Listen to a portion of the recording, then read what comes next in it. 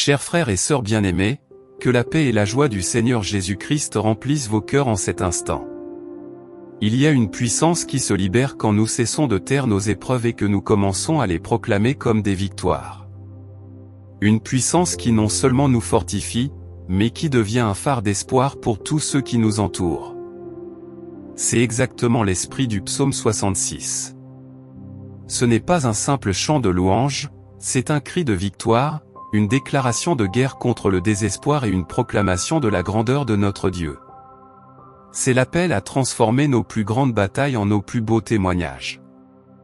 Le psalmiste commence par un appel universel, un cri qui traverse les générations, poussez vers Dieu des cris de joie, vous tous, habitants de la terre. Chantez la gloire de son nom, rendez sa louange magnifique. Psaume 66 versets 1 à 2, et il nous invite ensuite à faire quelque chose de puissant, venez et contemplez les œuvres de Dieu, ses exploits redoutables pour les fils de l'homme. Psaume 66 verset 5. Notre histoire n'est pas seulement pour nous. Ce que Dieu a fait pour nous est une preuve vivante pour le monde. C'est une invitation pour les autres de voir sa grandeur. C'est pourquoi, avant de prier, je veux vous inviter à faire partie de ce mouvement. Dans les commentaires, écrivez et témoignages suivis d'un aspect de la victoire de Dieu dans votre vie. Que ce soit une guérison, une provision, une protection ou une paix inexpliquée, partagez-la. Votre histoire peut être le déclencheur de la foi pour quelqu'un d'autre. Et si vous n'êtes pas encore abonné, abonnez-vous à la chaîne Prière 365 pour ne manquer aucune de ces histoires de foi qui élèvent et inspirent. Ensemble, transformons nos épreuves en autel de louange. Maintenant, préparons nos cœurs à faire monter vers lui ce cri de victoire.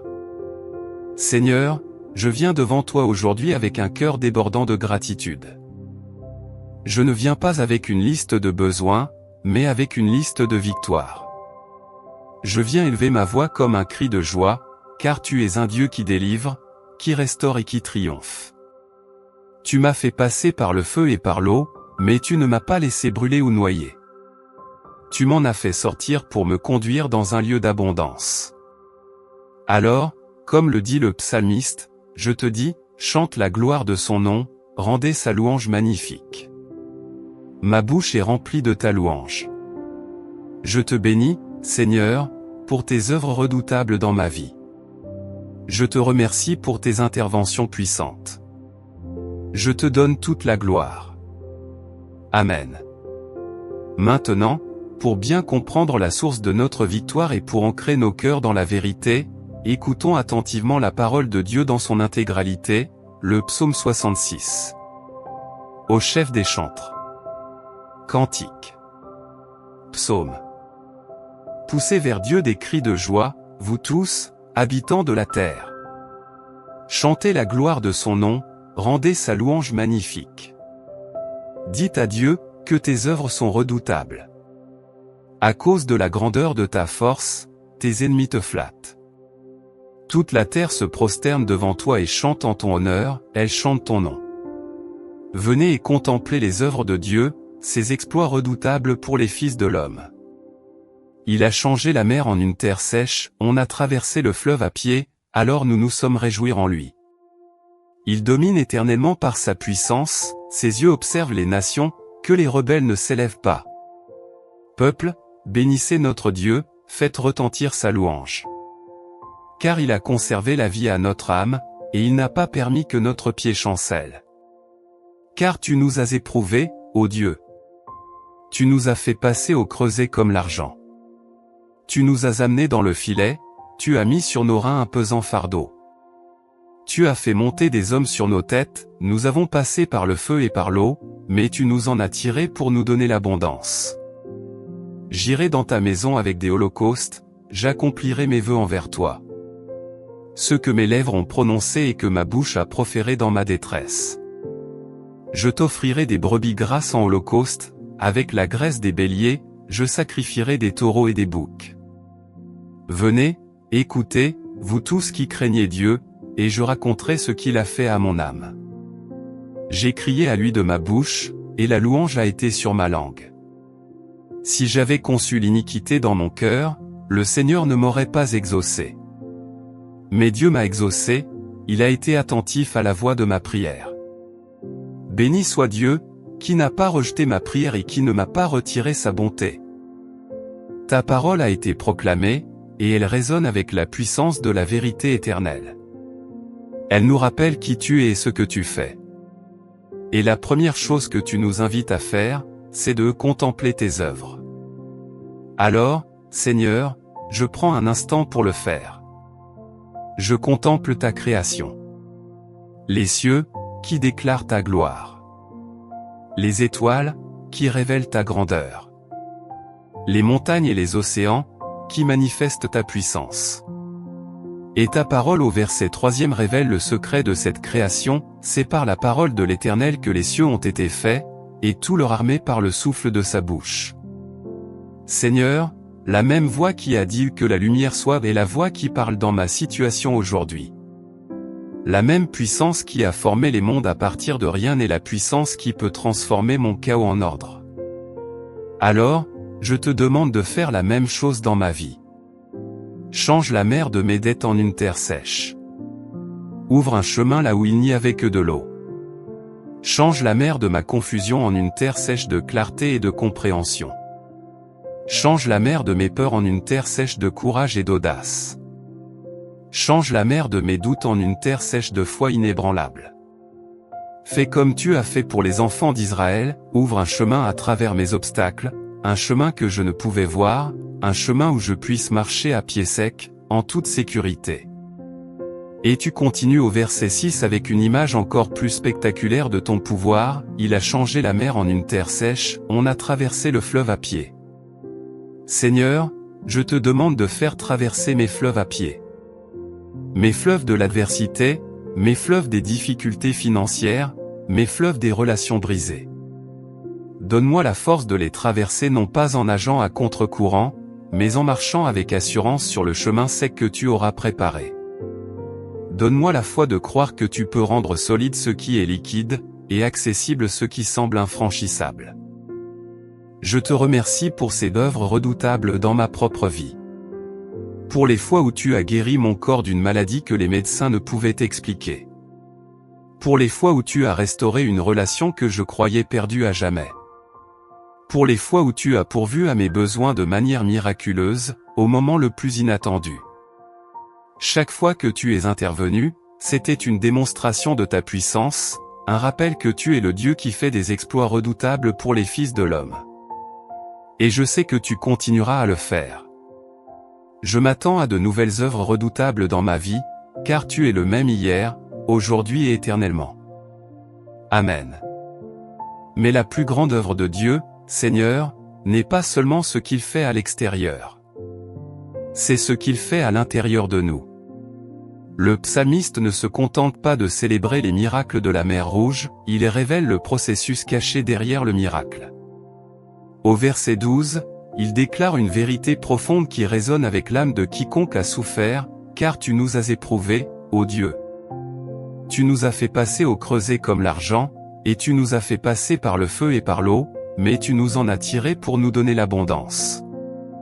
Seigneur, je veux être honnête avec toi aujourd'hui. Je pense au feu que j'ai traversé. Le feu de la maladie, qui a consumé ma force et ma joie. Le feu de la perte d'un être cher, qui a laissé un vide immense dans mon cœur. Le feu de la trahison, qui a brisé ma confiance en les autres. Le feu de l'échec professionnel, qui a fait douter de mes capacités. Et je pense aux eaux que j'ai traversées. Les eaux du découragement, qui menaça de m'engloutir dans le désespoir. Les eaux de la tristesse, qui ont inondé mon âme et menacé de noyer ma foi. Et pourtant, tu ne m'as pas laissé dans le feu, tu ne m'as pas noyé dans les eaux. Ta promesse est que tu m'as fait passer à travers. Et plus que cela, tu m'en as tiré. Tu m'as fait sortir, non pas pour me laisser à l'état de survivant, mais pour me conduire dans un lieu d'abondance. Alors, je te demande, Seigneur, de m'aider à comprendre le but de ces épreuves.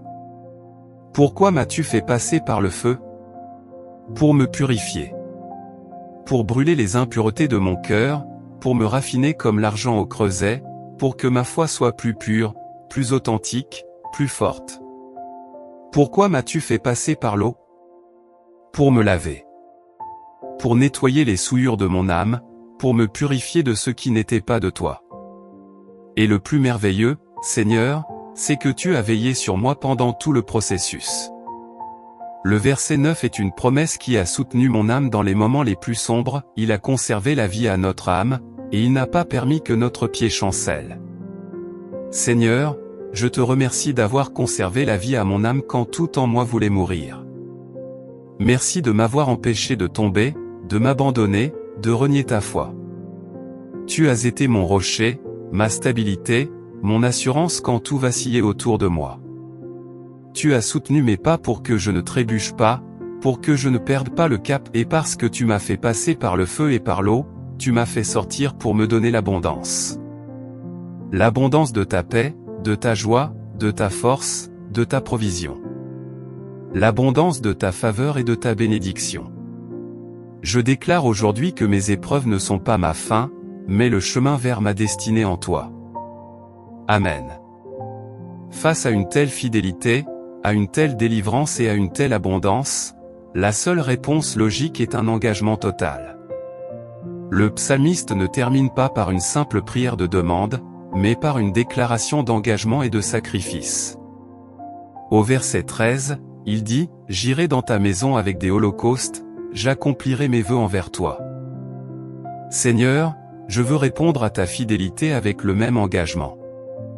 Je veux entrer dans ta présence, non pas les mains vides, mais avec des offrandes. Je veux t'apporter plus que des paroles. Je veux t'apporter ma vie. J'irai dans ta maison signifie que je veux demeurer en ta présence, faire de ta volonté ma priorité, et faire de ta maison mon foyer.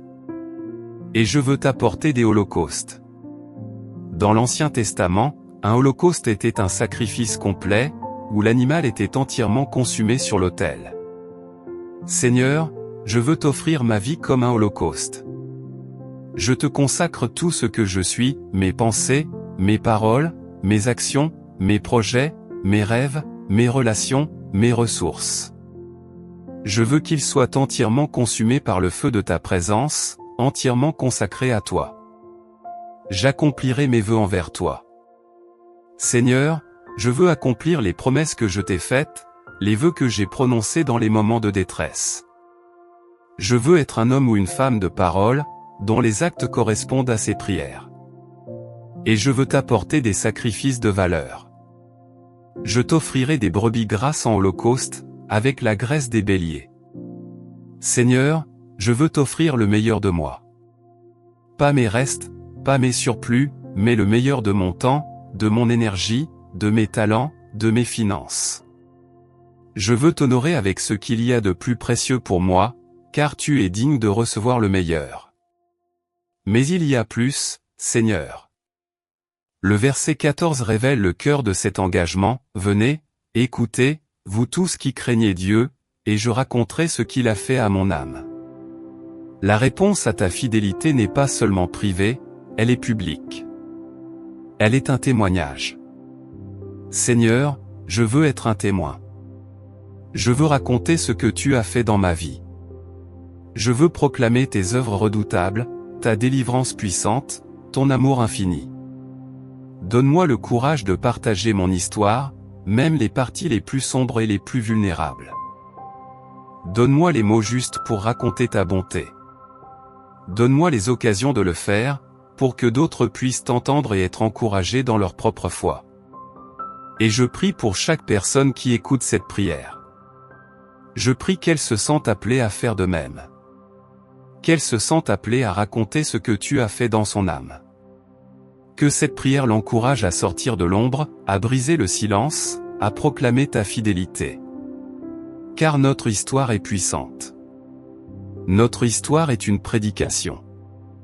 Notre histoire est la preuve vivante que tu es un Dieu qui délivre, qui restaure et qui donne l'abondance. Amen. Nous arrivons au terme de ce temps de prière et de louange. Nous avons contemplé tes œuvres, nous avons confessé nos épreuves, et nous nous sommes engagés à te consacrer nos vies. Et maintenant, Seigneur, tu nous appelles à la dernière étape, devenir des témoins.